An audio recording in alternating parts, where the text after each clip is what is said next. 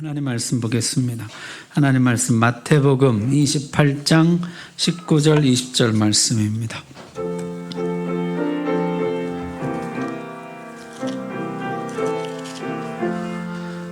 신약성경 53쪽입니다. 하나님 말씀 봉독할 때 우리 다 함께 자리에서 일어나셔서 19절 20절 한 목소리로 봉독합니다. 시작. 그러므로 너희는 가서 모든 민족을 제자로 삼아 아버지와 아들과 성령의 이름으로 세례를 베풀고 내가 너희에게 분부한 모든 것을 가르쳐 지키게 하라. 볼지어다 세상 끝날까지 너희와 항상 함께 있으리라 하시니라. 아멘. 감사합니다. 하나님 말씀 전하겠습니다. 자, 하나님은 사람에게 꼭 지켜야 할 것 10가지를 가르쳐 주셨습니다. 그걸 뭐라고 하죠? 십계명이라고 합니다. 십계명. 너희가 이것은 꼭 지켜야 한다. 우리 인생의 기준, 삶의 가이드라인, 안전한 울타리. 이 안에서 살아갈 때 너희는 가장 안전하고 행복할 것이다. 그렇게 십계명을 주셨습니다. 사람들이 잘 지켰을까요? 못 지켰을까요? 네, 잘 못 지켰습니다. 사람들은 인생의 기준을 잃어버리고 말았어요. 기준이 없어지니까 사람들은 각자 자기 욕심을 따라서 살기 시작했습니다. 하고 싶은 대로, 욕심대로 그것을 기준으로 삼고 살아가게 된 것이죠. 점점 자신과 세상이 함께 망가져 가게 되었습니다. 예수님이 오셨어요. 새 계명을 주겠다 하셨습니다. 이 새로운 인생의 기준, 새로운 인생의 가이드라인, 안전한 울타리를 주겠다 하셨습니다. 자, 요한복음 13장 우리 같이 한번 읽어볼까요? 시작. 새 계명을 너희에게 주노니 서로 사랑하라. 내가 너희를 사랑한 것 같이 너희도 서로 사랑하라. 아멘. 새 계명이 뭡니까? 서로 사랑하라. 그게 새로운 인생의 기준이라는 것이에요.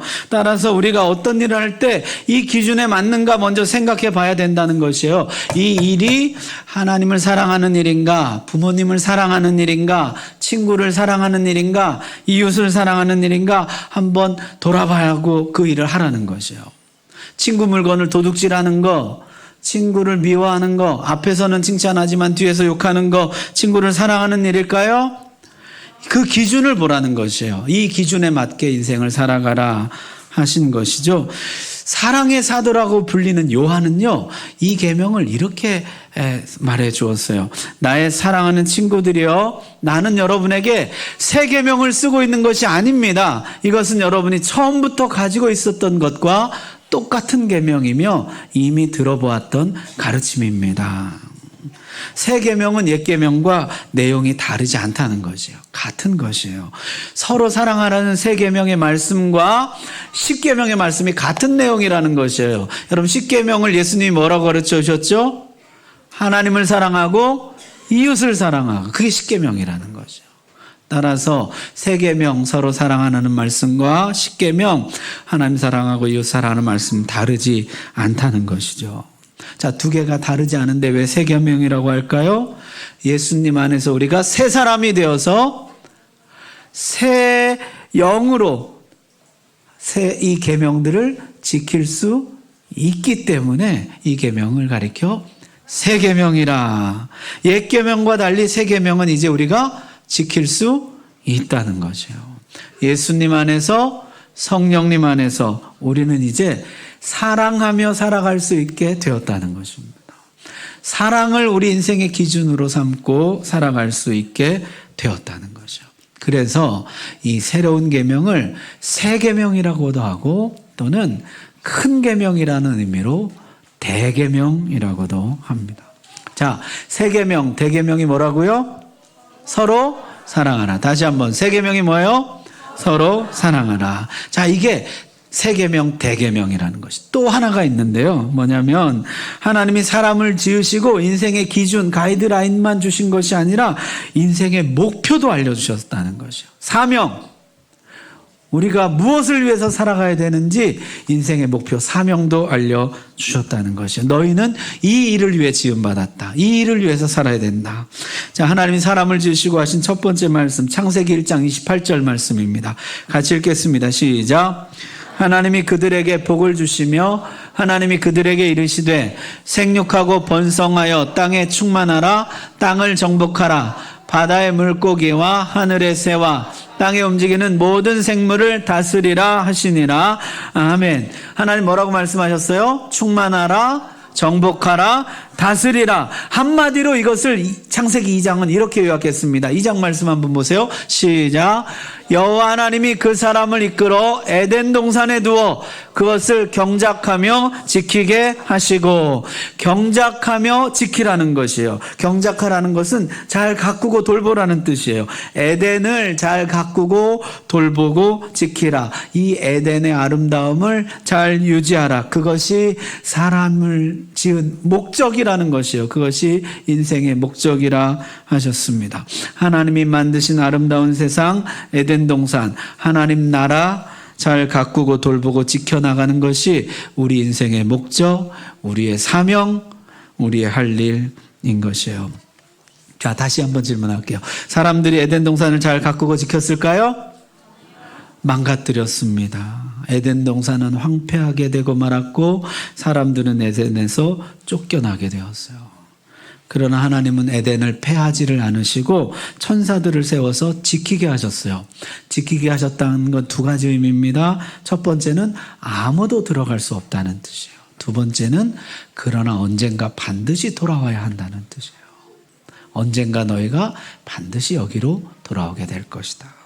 자, 하나님이 약속해 주셨습니다. 이사야 51장 나 여호와가 시온의 모든 황폐한 곳들을 위로하여 그 사막을 뭐같이 에덴 같게 그 광야를 여호와의 동산 같게 하였나니 그 가운데 기뻐함과 즐거움과 감사함과 창화하는 소리가 있으리라. 창화하는 소리는 노래하는 소리예요.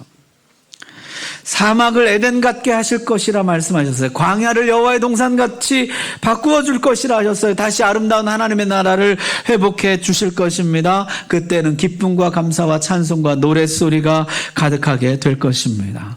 예수님이 오셨어요. 그리고 우리에게 새 사명을 주셨습니다. 새 사명은 오늘 우리가 읽은 말씀이에요. 우리 다시 한번 읽읍시다. 시작. 그러므로 너희는 가서 모든 민족을 제자로 삼아 아버지와 아들과 성령의 이름으로 세례를 베풀고 내가 너희에게 분부한 모든 것을 가르쳐 지키게 하라. 볼지어다 내가 세상 끝날까지 너희와 항상 함께 있으리라 하시니라. 아멘. 사막이 에덴이 되는 것, 광야가 여호와의 동산이 되는 것, 망가진 하나님의 나라가 다시 회복되는 것, 이것이 에덴을 잘 가꾸고 돌보고 지키라는 하나님의 첫 번째 사명인데요. 그것은 이제는요, 복음을 전하고 세례를 주고 제자를 삼는 일을 통해서 이루어진다는 것이에요. 이제부터는요, 에덴 동산의 회복은 복음 전함을 통해서 이루어집니다. 광야가 여호와의 동산같이 되는 일은 세례를 주고 제자를 삼는 일을 통해서 이루어진다는 것이요. 여러분, 이것은 옛 사명과 다르지 않습니다. 에덴을 잘 가꾸고 돌보고 지키는 것이 인생의 사명인데 지금은 에덴이 무너져 버렸어요. 복음을 전하여서 에덴을 회복하고 세례를 주어서 이 동산에 하나님의 백성들이 가득하게 하고 제자를 삼아서 함께 이 동산을 가꾸고 돌보고 지켜가는 것, 그것이 우리의 새 사명이라는 것이에요. 여러분, 옛 사명과 새 사명이 어때요? 내용이 같아요. 같은데 이것을 왜 새 사명이라고 부를까요? 이제는 예수님이 우리와 함께 계시기 때문에 이 사명대로 살 수 있기 때문입니다. 볼지어다 내가 세상 끝날까지 너희와 항상 함께 있으리라.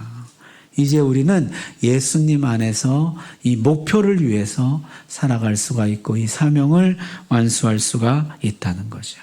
그래서 이것을 새로운 사명, 새 사명이라 또는 큰 사명, 대사명이라 부르는 것이요. 여러분, 우리는 그냥 사는 것이 아닙니다. 목표가 있습니다. 사명이 있습니다. 그게 뭐예요? 에덴을 가꾸고 지키는 것이요. 우리의 사명이 뭐라고요? 에덴을 가꾸고 지키는 것. 그게 뭘 통해서 이루어져요? 복음을 전하고 세례를 주고 제자를 삼는 일을 통해서 에덴을 유지해 가는 것이요. 따라서 믿음의 사람들은 이것을 자기 인생의 사명으로, 인생의 목표로 삼았습니다. 이것은 사도 바울 이야기인데요. 내가 달려갈 길과 주 예수께 받은 사명, 곧 하나님의 은혜의 복음을 증언하는 일을 마치려 하면은 나의 생명조차 조금도 귀한 것으로 여기지 아니하노라. 나는 이것을 내 인생의 목표로 받아서, 나에게 주신 사명으로 받아서 여기에 내 인생을 바친다는 것이요. 이 사명을 위해서, 이 목표를 위해서 나는 아무것도 아깝지 않다 그랬어요. 자, 새 사명, 대사명, 그게 뭐예요? 복음을 전하고 세례를 주고 제자를 삼는 것이에요. 그것을 통해서 에덴을 회복하고 에덴을 가꾸고 지켜 나가는 것입니다. 자, 이게 우리의 큰 사명인데요. 작게는 각자 자기에게 주어진 은사나 달란트, 형편, 사정, 성향, 기질, 경험 등에 따라서 각자에게 주어진 임무는 조금씩 다릅니다. 어떤 사람은 가족에게 복음을 전하고요. 어떤 사람은 이웃에게, 또는 직장에서, 일터에서 아이들에게 전하기도 하고, 가난한 사람을 찾아가서 복음을 전하기도 합니다. 각각 하나님이 맡겨주신 대로 사람들에게 복음을 전하는 것이에요. 그런데 그 중에 정말 하나님이 특별히 준비해 두신 사람들이 있습니다. 다른 나라, 다른 민족에 가서 복음을 전하는 사람들이에요. 언어도 다르고 음식도 다르고 문화도 달라요. 가치관도 다르고 생활 방식도 다릅니다. 풍토병 같은 질병의 위험도 있고, 복음을 배척하되 아주 거칠게 배척하는 사람들을 만날 위험도 있습니다. 무엇보다 사랑하는 가족들을 떠나야 하고, 고향을 떠나야 하고, 고국을 떠나야 해요. 자, 이 사람들이 누구일까요? 네, 선교사님들이죠. 하나님이 주신 사명을 위해서 모든 것을 희생하는 사람들이에요. 오늘 우리는 3호 선교사를 파송합니다. 1호 송인승 재미호, 2호 조성근 김미라, 3호 신영민 이은선. 주님께서 우리 교회에 복을 주셔서 주님 다시 오실 때까지 선교사를 땅끝까지 보내는 교회 되게 해주시길 바랍니다. 주님이 맡겨오신 복음의 사명을 위해서 모든 것을 다 바친 사람들이에요. 우리가 해야 할 일이 있습니다. 첫 번째는 기도하는 것이에요. 기도하지 않고는 이 사명을 완수할 수가 없습니다. 보내고 잊어버리지 말고 기도해 주어야 돼요. 그곳에서 이 복음의 사명을 잘 감당하도록 여러분이 기도 제목 카드를 가까이 두고 늘 기도해 주십시오. 기도해야 복음의 사명은 완성되는 것이요. 두 번째는요, 지속적으로 연락하는 것입니다. 선교사는 외롭습니다. 제가 이번에도 필리핀에 2주 갔었잖아요. 우울증에 걸린 선교사님들도 많다 그래요. 너무너무 외로운 거예요. 사람이 그리운 것이에요. 물론 현지인들도 만나지만은 왜 그거 있잖아요. 아는 사람들, 가족, 친구, 사랑하는 사람들 그립잖아요. 그러니까 지속적으로 연락하는 것이에요. 계속 관심을 가지고. 세 번째는 후원하는 것입니다. 열심히 돈 벌어서 복음 전하는 일에 동참하는 것이에요. 내 먹고 쓸 것도 없다 하지 마시고 이 위대한 사명에 내가 참여하는 것입니다. 하나님이 이 위대한 사명 반드시 이루어 주실 줄로 믿습니다. 기도합시다.